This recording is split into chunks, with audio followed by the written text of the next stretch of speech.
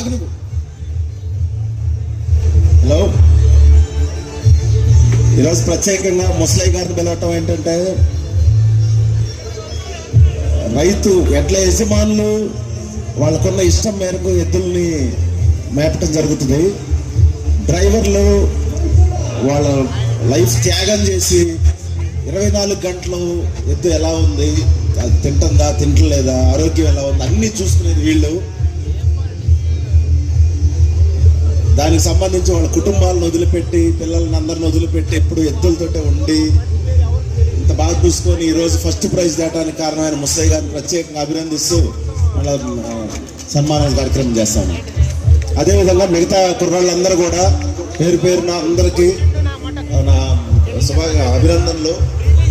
తప్పనిసరిగా అందరినీ మళ్ళీ కలుస్తాను పర్సనల్గా కూడా.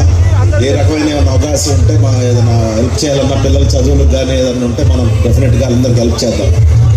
ఉద్యోగాలకు సంబంధించి కానీ, చదువుకునే సంబంధించి కానీ, ఏదైనా మన డ్రైవర్లకు సంబంధించి కానీ, కుర్రాళ్ళకు సంబంధించి కానీ, వచ్చిన రైతు సోదరులు అందరికీ కూడా చెప్తా ఉన్నాం. ఏదో రకమైన మేము ఏ హెల్ప్ చేయగలిగినా అది చేస్తానని చెప్తా ఉన్నాను. ఓకే, థ్యాంక్స్ అండి.